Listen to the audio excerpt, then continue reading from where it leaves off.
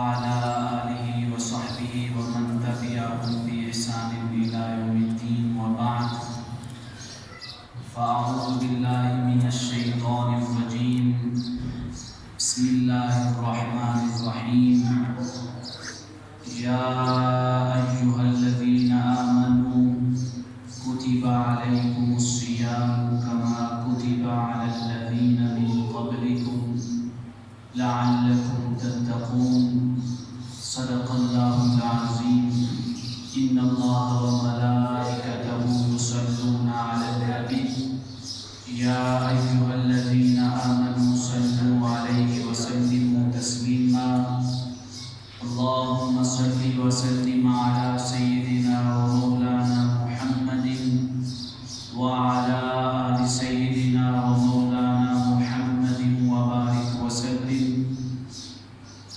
الصلاة والسلام على أشرف الأنبياء وأكرم المرسلين وعلى آلك وأصحابك يا سيدي يا حبيب الله الصلاة والسلام عليك يا سيدي يا رحمة للعالمين وعلى آلك وأصحابك يا سيدي يا خاتم النبيين مولاي صل وسلم دائما أبدا على حبيبك خير الخلق كلهم هو الحبيب الذي ترجى شفاعته لكل هول من الأهوال مقتحم شوق تیرا اگر نہ ہو میری نماز کا امام میرا قیام بھی حجاب میرا سجود بھی حجاب۔ اللہ رب العزت کا بے پناہ لطف و کرم اور احسان عظیم ہے کہ جس نے اپنے محبوب کریم علیہ الصلاۃ والسلام کی نعلین پاک کے تصدق سے ہم تمام احباب کو جامع مسجد انوار مدینہ نقشبندیہ محمدیہ سیفیہ میں جمعۃ المبارک کی ان بابرکت ساعات میں اور ماہ شعبان المعظم کے جمعہ الوداع کی ان مبارکت گھڑیوں میں اپنا ذکر کرنے اور اپنے حبیب کبریا علیہ الصلاۃ والسلام کا ذکر کرنے اور سننے کے لیے جمع فرمایا۔ اس خالق کائنات کے حضور دعا ہے کہ رب کائنات ہمارا یہاں پہ ذکر کرنا اور سننا اس کو اپنی بارگاہ میں شرف قبولیت عطا فرما کر دنیا میں اور آخرت میں ہم سب کی کامیابی کا ذریعہ بنائے، نجات کا ذریعہ بنائے، آمین۔ جیسا کہ تمام احباب کو معلوم ہے کہ آج کا جمعۃ المبارک ماہ شعبان المعظم کا آخری جمعہ ہے۔ کچھ ہی دنوں کے بعد ماہ رمضان المبارک کا آغاز ہونے والا ہے۔ ماہ رمضان المبارک کی آمد ہے۔ اللہ رب العزت کے حضور دعا ہے کہ رب کائنات ہم سب کو ماہ رمضان المبارک کی بابرکت گھڑیوں میں اپنی اطاعت کرنے اور اپنے محبوب کریم علیہ الصلاۃ والسلام کی سیرت طیبہ پہ عمل کرنے کی توفیق اور طاقت عطا فرمائے، آمین۔ آج کے اس جمعۃ المبارک کو جو ہمارا موضوع ہے وہ ہے استقبال رمضان۔ استقبال رمضان کا مطلب کیا ہے؟ یعنی یہ موضوع ایسا ہوتا ہے کہ جس میں ہم کچھ ایسی باتوں کا ذکر کرتے ہیں جن کا جاننا رمضان مبارک سے پہلے ضروری ہوتا ہے۔ یعنی جیسے ماہ رمضان مبارک شروع ہو تو ان باتوں کا جاننا ضروری ہے تاکہ ہر ایک علم میں ہو، نالج میں ہو۔ تو وہ جب بھی ماہ رمضان مبارک میں داخل ہو تو بالکل ایسے ہو جیسے اس نے اپنے گناہوں سے توبہ کر لی، سچی توبہ، اور اپنے گناہوں کی معافی مانگ لی۔ انشاءاللہ تعالی آج کے اس موضوع میں استقبال رمضان کے سلسلے میں تقریباً 25 حدیث مبارکہ کا ذکر کریں گے۔ یعنی 25 حدیث مبارکہ آج کے اس جمعۃ المبارک کو ہم بیان کریں گے۔ ابتدا میں جو آیت مبارکہ میں نے تلاوت کی ہے اس میں اللہ رب العزت نے اہل ایمان کے ساتھ کلام فرمایا، اہل ایمان سے خطاب فرمایا اور کہا یا ایھا الذین آمنوا، اے ایمان والو، میری بات ماننے والوں اور میرے محبوب کی بات ماننے والوں، مجھ پہ ایمان لانے والوں اور میرے محبوب کی رسالت پہ، نبوت پہ ایمان لانے والوں، ابھی جو بات ہم آپ سے کرنے جا رہے ہیں اس کو غور سے سنو۔ وہ کیا ہے؟ فرمایا کتب علیکم الصیام، تم سب پر روزے فرض کیے گئے، سبحان اللہ، کما کتب علی الذین من قبلکم، یہ وہ روزے ہیں کہ جو صرف تم پر فرض نہیں ہوئے بلکہ تم سے پہلے جتنی امتیں آئی ہیں تمام امتوں پہ یہ روزے فرض کیے گئے۔ روزے فرض کرنے کا مقصد کیا ہے، مقصود کیا ہے؟ فرمایا لعلکم تتقون، یہ روزے فرض اس لیے کیے گئے ہیں کہ تاکہ تم تقوی اختیار کرو، متقی بن جاؤ، اللہ تعالیٰ کے معاملے میں پرہیزگاری اختیار کرو۔ تو لہٰذا اس آیت مبارکہ میں ماہ رمضان المبارک کے روزوں کے بارے میں فرمایا، کیونکہ اس کے بعد رمضان المبارک کا ذکر ہے اور خصوصاً شہر رمضان کا نام لیتے ہوئے اس کے روزوں کا ذکر کیا۔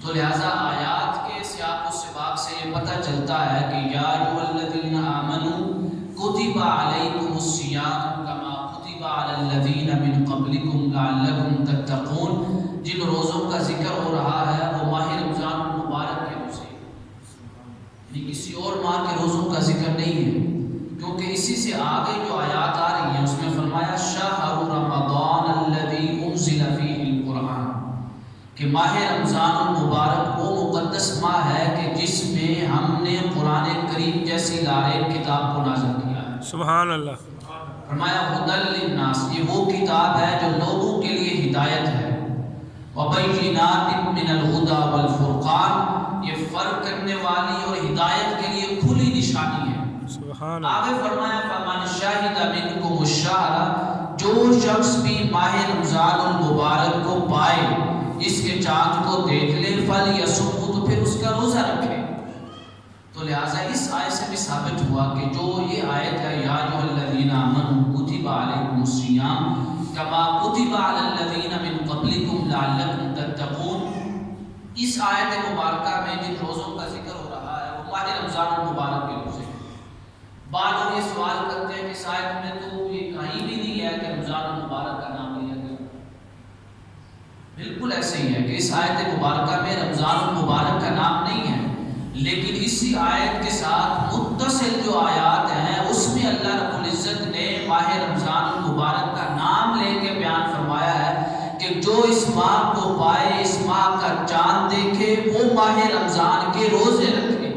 اس آیت سے معلوم ہوتا ہے کہ جو روزوں کی فرضیت کی بات ہو رہی ہے اس آیت میں یا ایھا الذین آمنوا کتب علیکم الصیام، ان روزوں سے مراد کسی اور ماہ کے روزے نہیں ہیں بلکہ ماہ رمضان المبارک کے روزے ہیں۔ سبحان اللہ۔ اب اسی موضوع میں استقبال رمضان المبارک کے متعلق آقا کریم علیہ الصلوۃ والسلام نے جو کچھ بیان کیا آج اس جمعۃ المبارک میں اس کو بیان کریں۔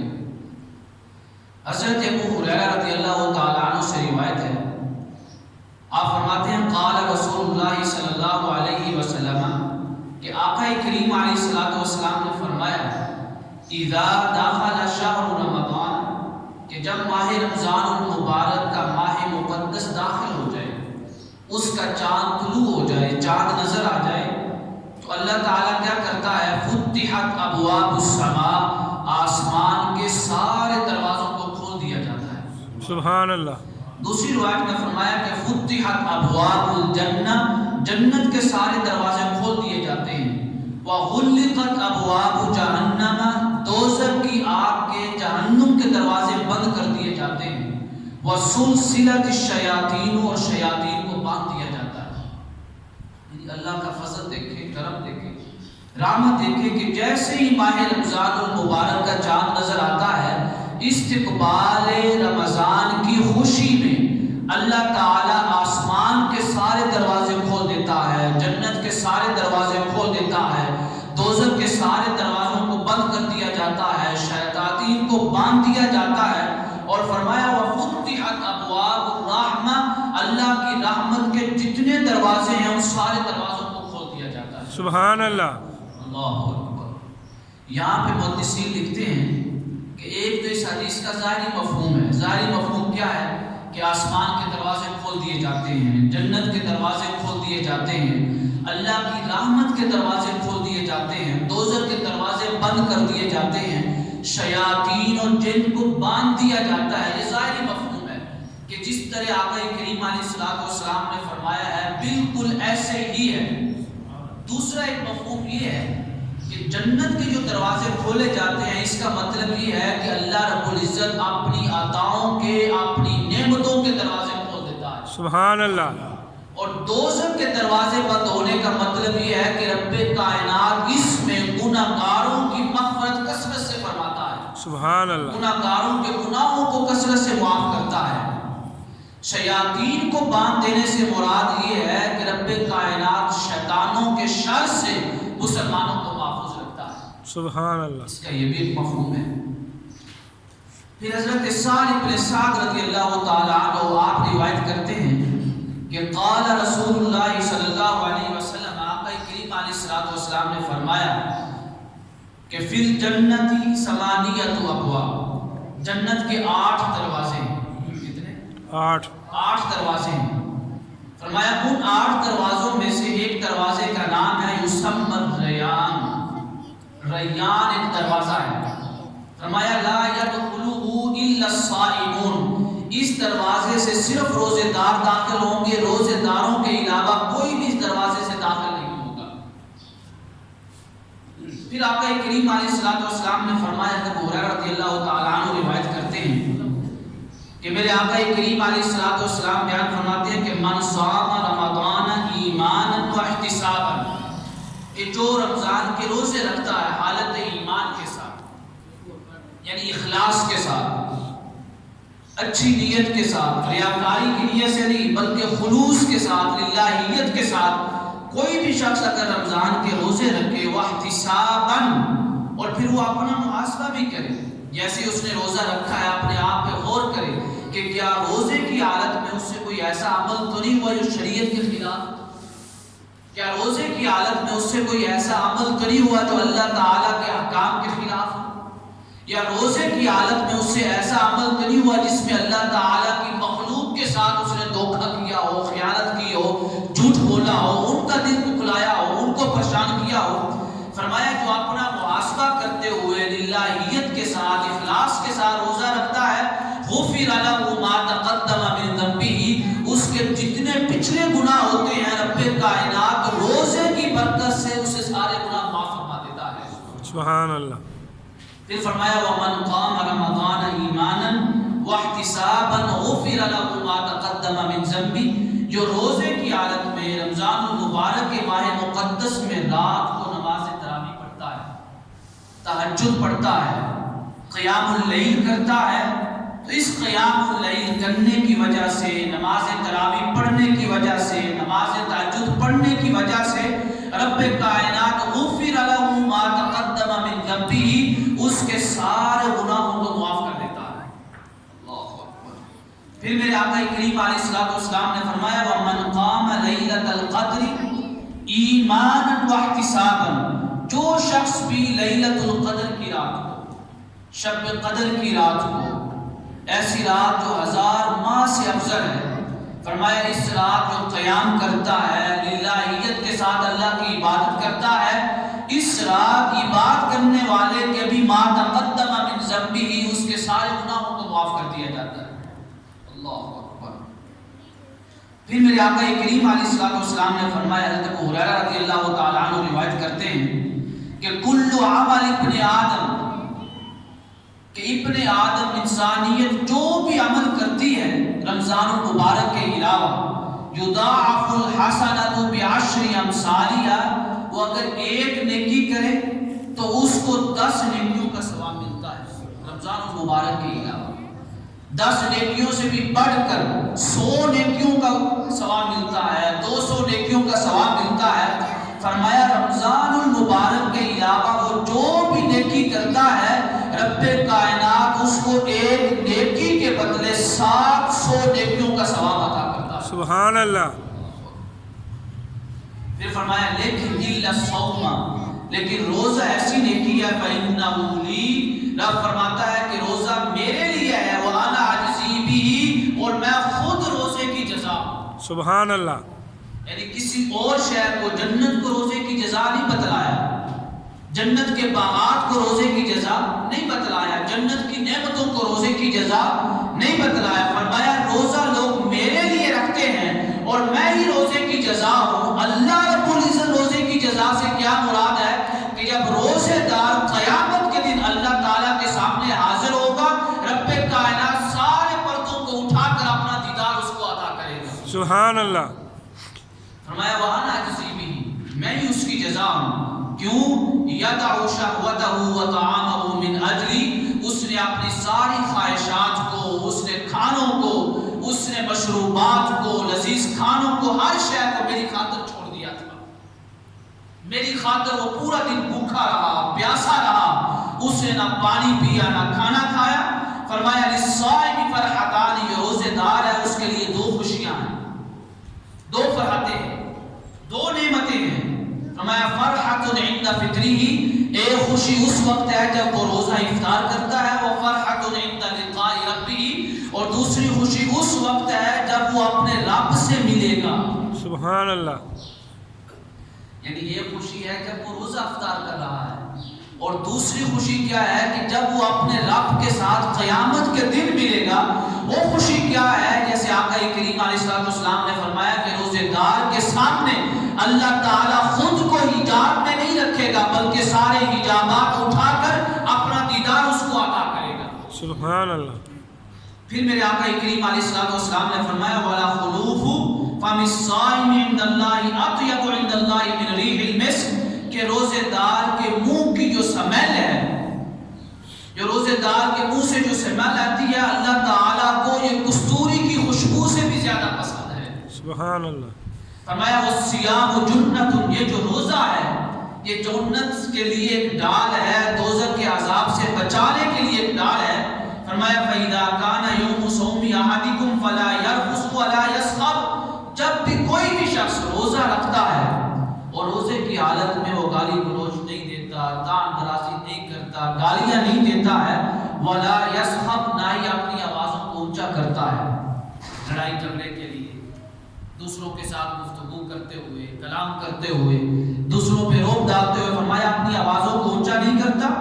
فَإِنْ سَابَّهُ أَحَدٌ، اور اگر کوئی شخص اسے گالی دے، اسے برا بھلا کہے، أَوْ قَاتَلَهُ، یا اس کے ساتھ لڑائی کرے، فَلْيَقُلْ، یہ جو روزے دار شخص ہے یہ اس کو یہ کہنا چاہیے إِنِّي امْرُؤٌ صَائِمٌ، کہ میں روزے کی حالت میں ہوں، میں تیرے ساتھ لڑائی نہیں کر سکتا. فرمایا جو روزہ ایسے گزارتا ہے، روزہ اس کے لیے قیامت کے دن دوزخ کے عذاب سے بچانے کے لیے ایک ڈال کا کام دے گا. سبحان اللہ. پھر میرے آقا کریم علیہ السلام نے فرمایا، حضرت ابو ہریرہ رضی اللہ تعالیٰ عنہ سے روایت ہے کہ میرے آقا فرماتے ہیں اذا کان اول لیلۃ من شہر رمضان، جب رمضان المبارک کی پہلی رات ہوتی ہے، صفدت الشیاطین، شیاطین کو باندھ دیا جاتا ہے، ومرضت الجن، اور جنوں کو باندھ دیا جاتا ہے، وغلقت ابواب النار، دوزخ کے دروازے بند کر دیے جاتے ہیں، فلم یفتح منها باب، دوزخ کے دروازوں میں سے ایک دروازہ بھی ایسا نہیں ہوتا جو کھلا ہو. پھر میرے آقا کریم علیہ السلام نے فرمایا وفتحت ابواب الجنہ، جنت کے سارے دروازے کھول دیے جاتے ہیں، فلم یغلق منها باب، ان دروازوں میں سے ایک بھی دروازہ جنت کا بند نہیں ہوتا بلکہ سارے کھلے ہی رہتے ہیں. پھر میرے آقا کریم علیہ السلام نے فرمایا وَيُنَادِي مُنَادٍ، پھر ایک ندا دینے والا ندا دیتا ہے، یا باغی الخیر اقبل، اے نیکی کے کام کرنے والے جلدی نیکی کر، وَيَا باغی الشر، یا برائی کے کام کرنے والے اکثر اپنی برائیوں سے معافی مانگ لے، اپنی برائیوں کو چھوڑ دے، گناہوں کو چھوڑ دے، اللہ کی نافرمانیوں کو چھوڑ دے، اللہ کے حضور دور ہونا چھوڑ دے، اللہ کے حضور گڑگڑانا شروع کر دے. فرمایا وَلِلَّهِ عُتَقَاءٌ مِّنَ النَّارِ، وہ یہ ندا دیتا ہے کہ آج کی رات ایسی رات ہے کہ رب کائنات دوزخ کی آگ سے جن کو عذاب ہو رہا ہوتا ہے ان کو آزاد کر کے جنت میں داخل کر دیتا ہے. سبحان اللہ. پھر فرمایا وَذَلِكَ كُلَّ لَيْلَةٍ، یہ صرف رمضان المبارک کی پہلی رات کو نہیں بلکہ ہر رات کو یہی رب کائنات امت مسلمہ کو انعامات عطا کرتا ہے کہ جنت جنت کے دروازے کھول دیے جاتے ہیں، دوزخ کے دروازے بند کر دیے جاتے ہیں۔ ندا دینے والا ایک ندا دیتا رہتا ہے کہ نیکی کے کام کرنے والوں جلدی کرو، نیکی کرو، اور برائی کے کام کرنے والوں اپنی برائیوں سے معافی مانگ لو۔ پھر میرے آقا کریم علیہ السلام نے فرمایا، یہ آخری خطبہ آپ دے رہے ہیں ماہ شعبان المعظم میں، فرمایا لوگو اتاکم رمضان، جان لو کہ تمہارے پاس رمضان مبارک کا ماہ مبارک آ چکا ہے۔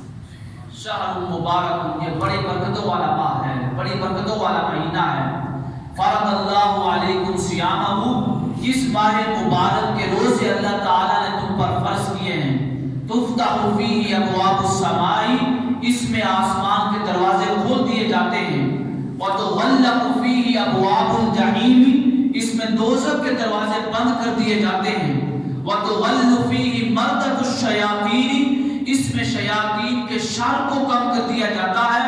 للہ فیہ لیلۃ، کہ اس ماہ مبارک میں ایک رات ایسی ہے کہ خیر من الف شہر، وہ ایک رات 1000 ماہ سے بھی افضل ہے۔ سبحان اللہ۔ یعنی اگر ایک شخص 1000 ماہ عبادت کرتا رہا ہے، وہ صرف اس ایک رات کو عبادت کر لے تو اس ایک رات کی عبادت 1000 ماہ کی عبادت سے بھی افضل ہے اللہ رب العزت کے ہاں۔ پھر آقا کریم علیہ السلام نے فرمایا کہ جس نے ماہ رمضان المبارک کو پایا، من حرم خیرہ، اور اس کا احترام نہ کیا، وہ بڑی خیر سے محروم رہا، فقد حرم، جس طرح وہ رمضان میں محروم رہا اس طرح وہ دیگر ماہ میں بھی اللہ تعالیٰ کی طرف سے خیر سے محروم رہے گا۔ تو یہ ماہ رمضان مبارک ہے، سال کے بعد آتا ہے، 11 ماہ کے بعد آتا ہے۔ اگر ہم ایک سال کے بعد آنے والے ایک ماہ کا جو 29 دن کا ہوتا ہے یا 30 دن کا ہوتا ہے، اس کا بھی اگر احترام نہیں کر سکتے تو ہم کس ماہ کا احترام کریں گے؟ اس ماہ مبارک میں بھی اگر اللہ رب العزت کی عبادت کا اہتمام نہیں کر سکتے تو کس ماہ میں عبادت کا اہتمام کریں گے؟ یعنی اس ماہ میں شیاطین کو باندھ دیا جاتا ہے، دوزخ کے دروازے بند ہو جاتے ہیں، جنوں کے شر سے اللہ تعالیٰ امت مسلمہ کو محفوظ رکھتا ہے۔ جب شیاطین بھی بند ہیں، جن بھی بند ہیں، دوزخ کے دروازے بھی بند ہیں، تب بھی ہم ایسے ماہ رمضان المبارک میں اللہ کی عبادت نہیں کر سکتے، تو پھر وہ جو ماہ ہے، جو 11 ماہ ہے جس میں شیاطین کو کھلا چھوڑا ہوتا ہے، اس کے شر کو بھی کم نہیں کیا ہوتا، تو ان ماہ میں اللہ تعالیٰ کی عبادت کیسے کریں؟ زیادہ سے زیادہ اہتمام کریں۔ میرے آقا کریم علیہ السلام نے فرمایا، الصیام والقرآن یشفعان للعبد، قیامت کا دن ہوگا، روزہ بھی روزے دار کے لیے شفاعت کرے گا اور قرآن قاری کے لیے شفاعت کرے گا۔ سبحان اللہ۔ کیا آپ نہیں چاہتے کہ قرآن ہمارے لیے شفاعت کرے؟ ہم میں سے ہر شخص چاہتا ہے ماہ رمضان المبارک میں کثرت سے اہتمام کرے، قرآن پاک کی تلاوت، قرآن پاک کو پڑھنے کا کثرت سے اہتمام کریں، روزہ رکھنے کا اہتمام کریں۔ میرے آقا نے فرمایا کہ روزہ اور قرآن قیامت کے دن روزے دار کی شفاعت کرے گا اور قرآن اپنے پڑھنے والوں کی شفاعت کرے گا، قرآن کی تلاوت کرنے والوں کی شفاعت ہوگی۔ اب روزہ کیا کہے گا؟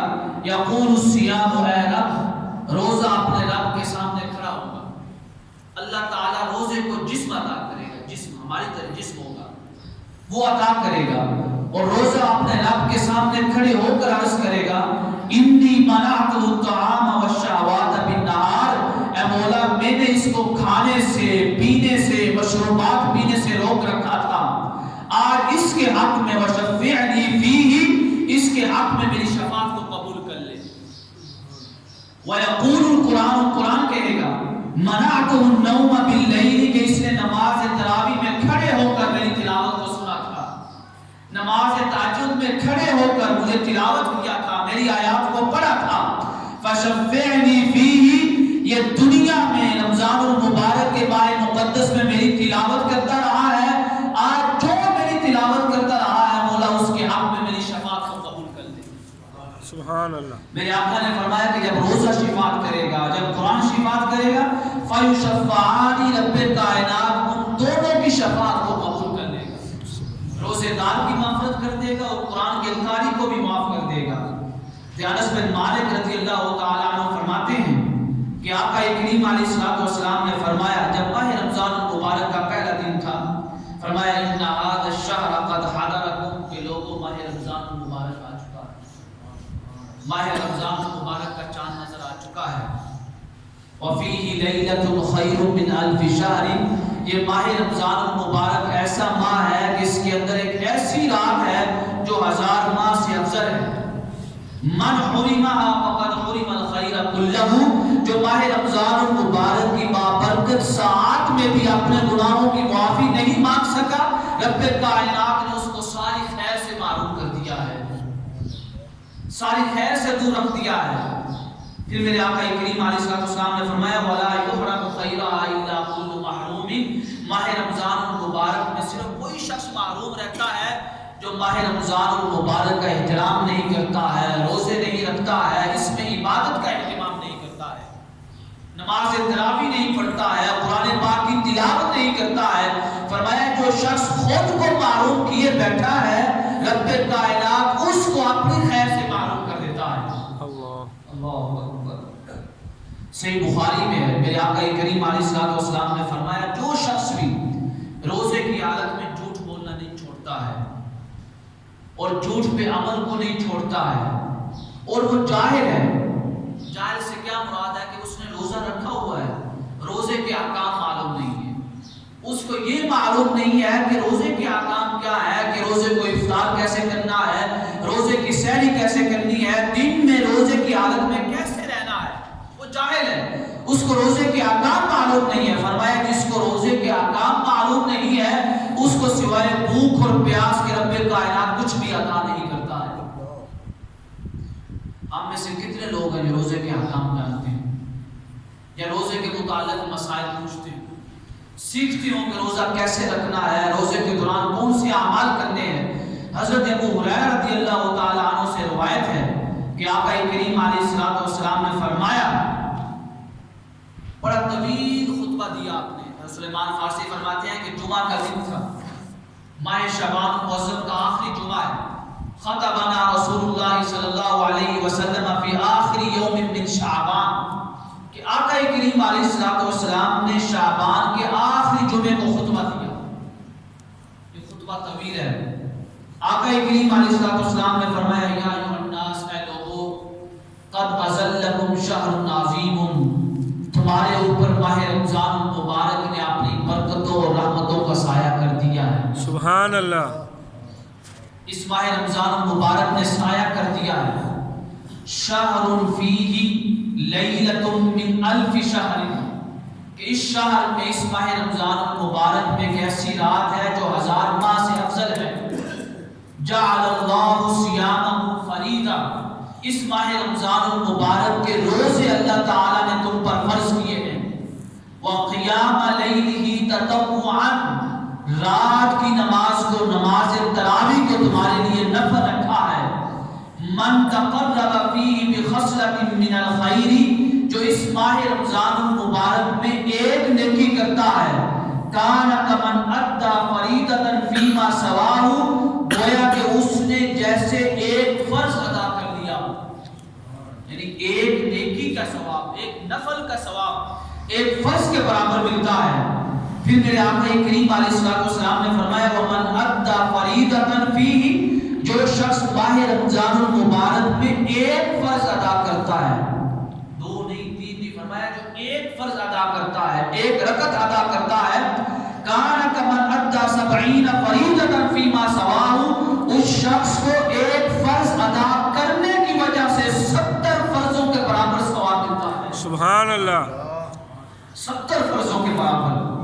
پھر آقا کریم علیہ السلام نے فرمایا کہ لوگوں وَهُوَ شَهْرُ الصَّبْرِ، یہ صبر کا ماہ مبارک ہے. کھانے پینے میں صبر کرنا، بولنے میں صبر کرنا، لوگوں کے ساتھ معاملات کرنے میں صبر کرنا، جلد بازی نہیں کرنا، گالی نہیں دینی، کسی کو تکلیف نہیں دینی. فرمایا صبر کے ساتھ رہنا ہے.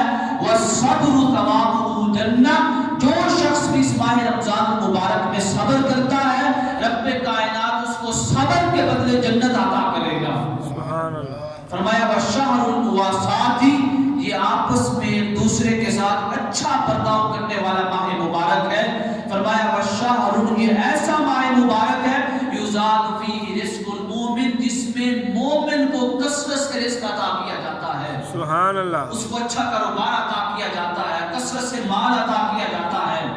فرمایا من فطر فیہ صائما، جو شخص بھی اس ماہ رمضان المبارک میں کسی کو روزہ افطار کرواتا ہے، کان لہ مغفرۃ لذنوبہ، اس کے روزہ افطار کروانے کی وجہ سے رب کائنات اس کے سارے گناہوں کو معاف کر دیتا ہے۔ سبحان اللہ۔ اللہ اکبر۔ پھر میرے آقا کریم علیہ السلام نے فرمایا وَعِتْقُ رَقَبَتِهِ مِنَ النَّارِ، اس نے جو شخص کو ایک شخص کو روزہ افطار کروایا ہے، رب کائنات اس کے لیے دوزخ سے آزادی لکھ دیتا ہے کہ شخص کے اوپر دوزخ کی آگ حرام ہے۔ پھر آقا کریم علیہ السلام نے فرمایا وَقَانَ لَهُ مِثْلُ أَجْرِهِ مِنْ غَيْرِ أَنْ يَنْتَقِصَ مِنْ أَجْرِهِ شَيْءٌ، جس نے بھی روزہ افطار کروایا ہے، جس کو افطار کروا رہا ہے، اس کے روزے کے برابر بھی اس کو ثواب اللہ رب العزت عطا کرے گا۔ سبحان اللہ۔ پھر آپ نے فرمایا، شخص نے پوچھا، عرض کیا یا رسول اللہ، ہم میں سے ہر شخص کو روزہ افطار نہیں کروا سکتا، اس کو یہ اجر کیسے ملے گا، اس کو یہ ثواب کیسے ملے گا؟ میرے آقا کریم علیہ السلام نے فرمایا یعطی اللہ ھذا الثواب من فطر صائما علی مذقۃ لبن، فرمایا یہ اس کو بھی اجر ملے گا، یہ ثواب اس شخص کو بھی ملے گا جس نے کسی روزے دار کو دودھ کا ایک گھونٹ بھی پلایا۔ سبحان اللہ۔ ایک گھونٹ ہر ایک کے پاس ہوتا ہی نہیں ہوتا، فرمایا اگر روزے دار کو دودھ کا ایک گھونٹ بھی پلا دے تو جو روزہ افطار کروا رہا ہے، سارا کھانا دے رہا ہے، اس کو جو اجر ملے گا وہ اجر اس شخص کو بھی ملے گا جو دودھ کا ایک گھونٹ پلا رہا ہے۔ پھر میرے آقا کریم علیہ السلام فرمایا او تمرۃ، اگر ایک کھجور دے دے، جو روزے دار کو ایک کھجور دیتا ہے تو ایک کھجور دینے کی وجہ سے بھی یہ جو اجر بیان ہوا ہے، رب کائنات اس کو بھی یہ اجر عطا کرے گا۔ فرمایا اتنا ہی نہیں، او شربۃ من ماء، اگر کچھ بھی نہیں ہے، روزے دار کو پانی کا ایک گھونٹ پلا دے، پانی کا ایک قطرہ بھی پلا دے، جو روزے دار کو پانی کا ایک قطرہ بھی پلا دے تو رب کائنات اس کو بھی یہ سارا اجر عطا فرمائے گا جو میں نے بیان کیا ہے۔ پھر فرمایا سقاہ اللہ من حوضی شربتا، رب کائنات میرے حوض سے قیامت کے دن اس کو میرے حوض سے پانی پلائے گا، وہ ایسا پانی ہوگا کہ لا یظمأ، اس کو پینے کے بعد جب تک وہ میدان حشر میں رہے گا اس کو پیاس نہیں لگے گی۔ سبحان اللہ۔ وہ پیاسا نہیں ہوگا، اس کو پانی کی طلب نہیں ہوگی، حتی یدخل الجنہ، یہاں تک کہ وہ جنت میں داخل ہو جائے۔ پھر آقا کریم علیہ السلام نے خطبہ دیتے ہوئے فرمایا وَهُوَ الشَّهْرُ الْأَوَّلُ رَحْمَةٌ، یہ وہ ماہ مبارک ہے کہ جس کا ابتدائی عشرہ، پہلا عشرہ رحمت ہے، وَأَوْسَطُهُ مَغْفِرَةٌ، اس کا درمیانی عشرہ گناہوں سے آزادی ہے، وَآخِرُهُ عِتْقٌ مِّنَ النَّارِ، اس کا آخری عشرہ دوزخ سے آزادی ہے۔ سبحان اللہ۔ کتنا عظیم ماہ مبارک ہے۔ فرمایا وَمَنْ خَفَّفَ عَنْ مَخْلُوقِهِ فِيهِ، جو اپنے غلاموں سے، اپنے خادموں سے، اپنے ملازموں سے ٹائم کو کم کر دے، یہ بڑی پیاری حدیث ہے۔ فرمایا جو ملازمت کا ٹائم کم کر دے، اگر ملازمت رمضان کے علاوہ 8 گھنٹے اور وہ شخص جو مالک ہے جس کے اندر کئی ملازم کام کر رہے ہیں، وہ 8 گھنٹے اگر کام لے رہا ہے رمضان المبارک کے علاوہ، اور رمضان المبارک میں اگر 8 گھنٹوں سے کچھ گھنٹے کم کر دے، 6 گھنٹے کر دیتا ہے، 5 گھنٹے کر دیتا ہے، اسی طرح اگر کہیں کلاس ہو رہی ہے کلاس کا ٹائم کم کر دیتا ہے، میرے آقا کریم علیہ السلام نے فرمایا کہ جس نے بھی اپنے ملازموں کا، اپنے خادموں کا ٹائم کم کر دیا، ڈیوٹی ٹائم بہت کم کر دیا، فرمایا غفر اللہ لہ، اس کے ٹائم کم کرنے کی وجہ سے رب کائنات اس کے گناہوں کو معاف کر دے گا۔ سبحان اللہ۔ اور فرمایا وَأَعْتَقَهُ مِنَ النَّارِ، اس کو دوزخ سے آزاد کر دے گا۔ سبحان اللہ۔ پھر آپ نے خطبہ دیا، اس خطبہ کو انس بن مالک رضی اللہ تعالی عنہ نے روایت کیا، آدھا خطبہ ایک صحابی نے اور دوسرا آدھا خطبہ دوسرا صحابی روایت کر رہا ہے، صحیح ابن خزیمہ میں ہے۔ میرے آقا کریم علیہ السلام نے فرمایا کہ لوگوں یستقبلکم، رمضان تمہارا استقبال کر رہا ہے، سبحان اللہ۔ وتستقبلون، تم رمضان کا استقبال کر رہے ہو، رمضان تمہارا استقبال کر رہا ہے اور تم رمضان کا استقبال کر رہے ہو۔ وہاں پہ سید عمر فاروق رضی اللہ تعالیٰ عنہ بیٹھے ہوئے تھے، آپ نے عرض کیا یا رسول اللہ کون استقبال کر رہا ہے؟ کہ آپ نے رمضان کا نام نہیں لیا، فرمایا استقبال کر رہا ہے، وہ تمہارا استقبال کر رہا ہے، تم اس کا استقبال کر رہے ہو۔ سید عمر فاروق رضی اللہ تعالیٰ عنہ نے عرض کیا یا رسول وحی نے ہمارا استقبال کیا ہے کہ آپ کے اوپر کوئی وحی نازل ہوئی؟ فرمایا لا، وحی نازل نہیں ہوئی۔ پھر سیدنا عمر فاروق رضی اللہ تعالیٰ عنہ نے عرض کیا یا رسول اللہ کیا دشمن آ چکے ہیں، وہ حملہ کرنے کے قریب ہیں، انہوں نے حملے کے ساتھ ہمارا استقبال کر دیا ہے؟ فرمایا نہیں، دشمنوں نے تمہارا استقبال نہیں کیا۔ پھر سیدنا عمر فاروق رضی اللہ تعالیٰ عنہ نے پوچھا یا رسول اللہ پھر کیا ہے، کس شے نے ہمارا استقبال کیا اور ہم کس شے کا استقبال کر رہے ہیں؟ فرمایا عمر سنو، ان اللہ عز وجل یغفر فی اول لیلۃ من شہر رمضان لکل اہل هذه القبلہ، کہ عمر تمہارا استقبال رمضان کر رہا ہے اور تم رمضان کا استقبال کر رہے ہو۔ سبحان اللہ۔ اور اللہ رب العزت رمضان کی پہلی رات ہر اس شخص کے گناہوں کو معاف کر دیتا ہے جو اپنا رخ قبلہ کی طرف کر کے نماز پڑھ رہا ہو۔ سبحان اللہ۔ کتنے ہی لوگ ہیں جو پہلی رات میں نماز تراویح میں کھڑے ہوئے ہیں، عشاء کی نماز میں کھڑے ہوئے ہیں، ادھر اس نے اپنا رخ کعبہ کی طرف کیا، ادھر رب کائنات نے ملائکہ سے فرما دیا کہ اس شخص کے سارے گناہوں کو معاف کر دو، سبحان اللہ۔ اس کی خطاؤں کو معاف کر دو، اس کی لغزشوں کو معاف کر دو، اس کی نافرمانیوں کو معاف کر دو، میں نے اس کو دوزخ کی آگ سے آزاد کر دیا۔ سبحان اللہ۔ وہاں پہ شخص بیٹھا ہوا تھا، اس نے جب سنا کہ اتنا بڑا انعام، وہ ایسے کر کے بیٹھ گیا، ایسے میرے آقا کریم علیہ الصلوۃ والسلام کی نگاہ مبارک جب اس پر پڑی نا، آپ نے پوچھا تجھے کیا ہوا ہے؟ ضاق بہ صدرک، کہ یہ بشارت سن کر تیرا سینہ تنگ ہو گیا ہے؟ ہوا کیا ہے؟ اس شخص نے عرض کیا یا رسول اللہ میرا سینہ تنگ نہیں ہوا، لیکن ذکرت المنافق، جب آپ نے بشارت سنائی ہے تو مجھے منافق شخص یاد آ گیا۔ کیا منافق کی بھی بخشش ہو جائے؟ وہ بھی تو قبلہ کی طرف منہ کر کے نماز پڑھتا ہے، وہ بھی تو آپ کی ابتدا میں نماز پڑھ رہا ہے۔ تو جب منافق شخص کی یاد میرے ذہن میں آئی کہ کیا اس بشارت میں منافق شخص بھی داخل ہے؟ اللہ اکبر۔ میرے آقا کریم علیہ السلام نے فرمایا ان المنافقین هم الکافرون، کہ منافق شخص مومن نہیں ہوتا بلکہ کافر ہوتا ہے، اور کافر کی بخشش رب کائنات نہیں فرماتا ہے۔ اللہ اکبر۔ آپ میں سے کتنے لوگ ہیں جو منافقانہ کام کرتے؟ کتنے لوگ ہیں؟ فرمایا جو جھوٹ بولے وہ منافق ہے، جو وعدے کی خلاف ورزی کرے وہ منافق ہے، جو رشتہ داروں کے ساتھ اپنے تعلق کو توڑے وہ منافق ہے، یعنی جو رشتہ داریاں نہیں نبھاتا ہے وہ منافق ہے۔ یہ صحابی پوچھ رہا ہے، عرض کیا یا رسول اللہ مجھے تو منافق شخص یاد آ گیا، کیا اس کی بھی بخشش ہو جائے گی؟ فرمایا جو رشتہ داریاں توڑتا ہے، جوڑتا نہیں ہے، جو جھوٹ بولتا ہے، وعدے کی خلاف ورزی کرتا ہے، وہ شخص منافق ہے، مومن نہیں ہے، اس کے اعمال کافروں جیسے ہیں، اور جس کا عمل کافروں جیسا ہو رب کائنات اس کے گناہوں کو معاف نہیں کرتا ہے۔ اللہ اکبر۔ اگر ہم چاہتے ہیں کہ ہمارے گناہ معاف ہو جائے اس ماہ رمضان مبارک میں، تو ہمیں سچے دل سے توبہ کرنی ہوگی، اپنی رشتہ داریوں کو توڑنا نہیں ہوگا، جوڑنا ہوگا، رشتہ داروں سے دور نہیں ہونا ہوگا بلکہ ان کے قریب ہونا ہوگا، رشتہ داروں کے ساتھ لڑائی نہیں کرنی ہوگی، صلح صفائی کے ساتھ رہنا ہوگا۔ آپ کو معلوم ہے جنت کی چابی کیا ہے؟ جنت کی چابی، ایک حدیث مبارکہ میں فرمایا کہ جنت کی چابی کیا ہے؟ نماز ہے۔ دوسری حدیث مبارکہ میں فرمایا جنت کی چابی رشتہ داریوں کو نبھانا ہے۔ جس کے پاس تعلق اچھا ہے وہ اپنی رشتہ داریاں نبھاتا ہے، اس کا سلوک اپنے بھائیوں کے ساتھ اچھا ہے، اپنے چاچوں کے ساتھ اچھا ہے، اپنے ماموں کے ساتھ اچھا ہے، اپنے سارے قریبی رشتہ داروں کے ساتھ اچھا ہے۔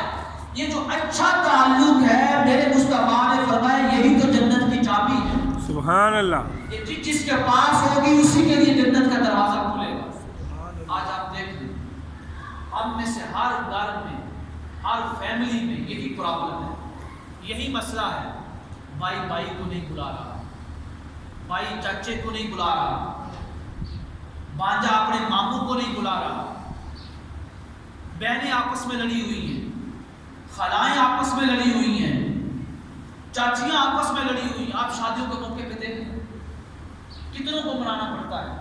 میرے آقا کریم علیہ الصلوۃ والسلام نے فرمایا جو اپنے رشتہ داروں کے ساتھ تعلق کو توڑتا ہے لا يدخل الجنت، وہ جنت میں داخل نہیں ہوگا۔ اگر ہم رمضان مبارک میں اسی حالت میں داخل ہوئے کہ کہ ہمارے تعلقات اچھے نہیں ہیں، رشتہ داروں کے ساتھ ہماری صلح صفائی نہیں ہے، ہماری لڑائی اور جھگڑا ہوا ہے، بول چال بند ہے، اگر اسی حالت میں ماہ رمضان المبارک میں داخل ہوگے تو میرے آقا کریم علیہ السلام نے فرمایا کہ ایسا شخص منافق ہے، اور منافق ماہ رمضان المبارک میں جتنا بھی اچھا عمل کر لے اس کی بخشش نہیں ہوگی۔ اللہ رب العزت کے حضور دعا ہے کہ رب کائنات ہمیں ماہ رمضان المبارک میں داخل ہونے سے پہلے جتنے بھی گناہ کبیرہ ہیں، صغیرہ ہیں، اور سب سے سچی توبہ کرنے کی توفیق عطا فرمائے۔ جتنوں کے ساتھ بھی لڑائی جھگڑا ہوا ہے، تعلق توڑا ہوا ہے، سب کے ساتھ صلح کرنے کی توفیق عطا فرمائے۔ اس دنیا میں سب سے مشکل کام اگر ہے تو صلح کرنا ہے۔ صلح کرنا بڑا مشکل کام ہے کہ آپ ایک شخص کے پاس گئے ہو صلح کی نیت سے، اور وہ شخص آپ کو نہیں بلا رہا، آپ کے ساتھ صلح نہیں کر رہا، یہی سب سے مشکل کام ہے۔ فرمایا اگر وہ صلح نہیں بھی کر رہا نا تب بھی تو اس کو منا۔ پہلی دفعہ کیا ہے نہیں مانا، دوسری دفعہ جا، تیسری دفعہ جا، جب تک تیری جسم میں سانس ہے، سانس چل رہی ہے، جب تک آخری سانس نہیں نکلتا تو اپنے رشتہ داروں کے ساتھ صلح کرنے کی کوشش کرتا رہے، کوشش کرتا رہے، کوشش کرتا رہے۔ مزہ بھی تب ہے کہ آپ ایسے شخص کے ساتھ صلح کریے بار بار جائیں جو آپ کے ساتھ صلح کرنا نہیں چاہتا، تب آپ کا پتہ چلے کہ آپ کے اندر ایمان کتنا مضبوط ہے، ایمان کتنا قوی ہے، آپ ایمان کے اوپر کتنے پابند ہیں، کتنے اللہ تعالیٰ کے احکام پہ عمل کر رہے ہیں۔ حتیٰ کہ صحابی نے عرض کیا یا رسول اللہ میں جانتا ہوں میرے ساتھ صلح نہیں کرتے، آج بھی یہی مسئلہ ہے، کتنے لوگ صلح کے لیے جاتے ہیں لیکن وہ آگے سے صلح نہیں کرتے، وہ کہتے ہیں ہم نے صلح ہی نہیں کرنی۔ صحابی نے یہی سوال آقا کریم علیہ السلام سے بھی کیا، عرض کیا یا رسول اللہ میرے ساتھ صلح نہیں کرتے۔ فرمایا اگر صلح نہیں کرتے، ایون کہ اگر وہ تیرے منہ پہ صلح کے وقت تپتی ہوئی ریت بھی پھینکیں تو تب بھی ان کے ساتھ صلح کرنے کا ارادہ چھوڑنا نہیں ہے۔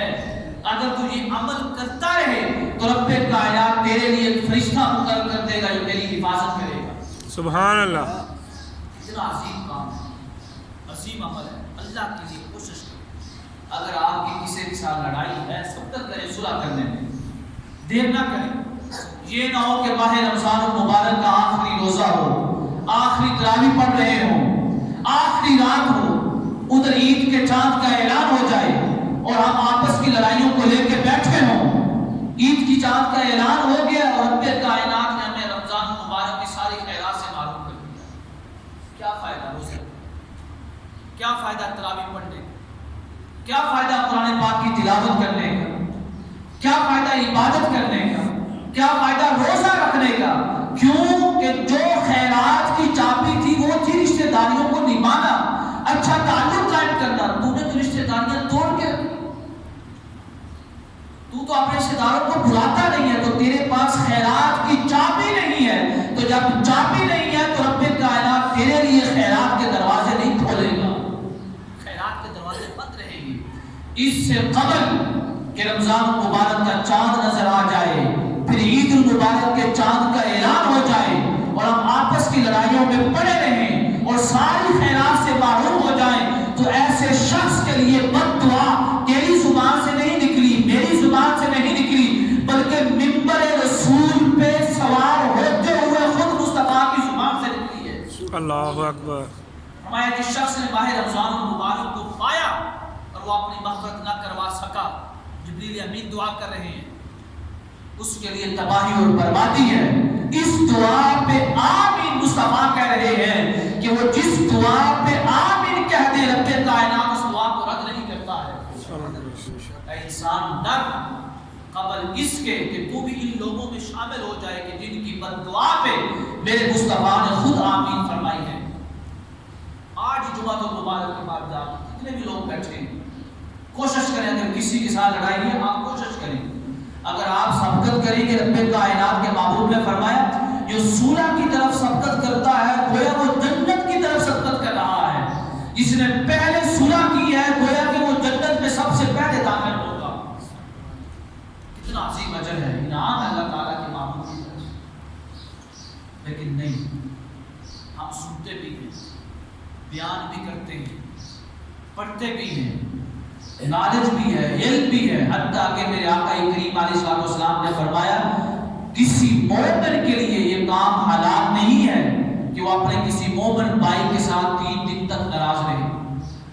اب آپ خود اندازہ لگائیں، جو 3 دن سے زیادہ ناراض ہے اس کا ہر لمحہ گناہ میں گزر رہا ہے۔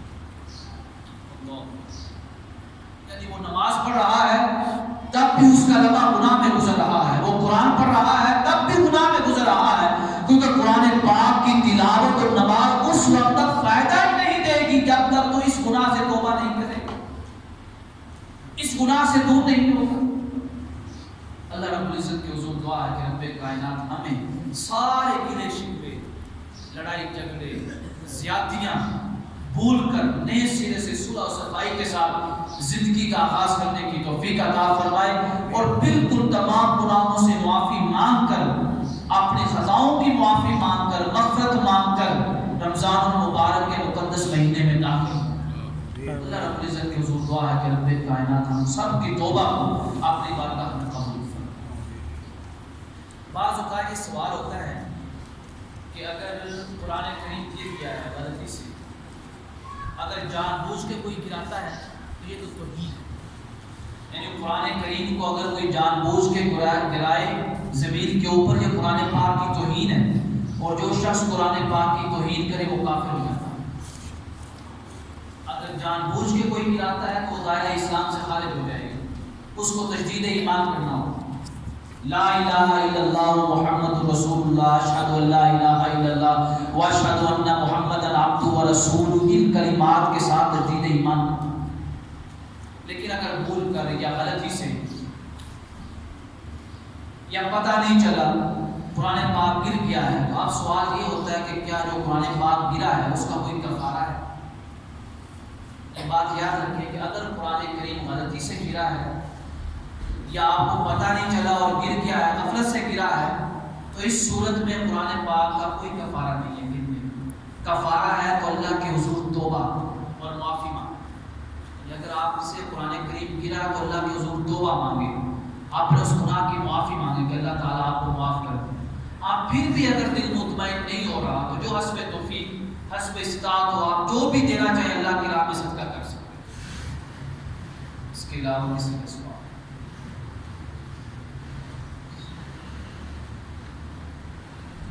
سن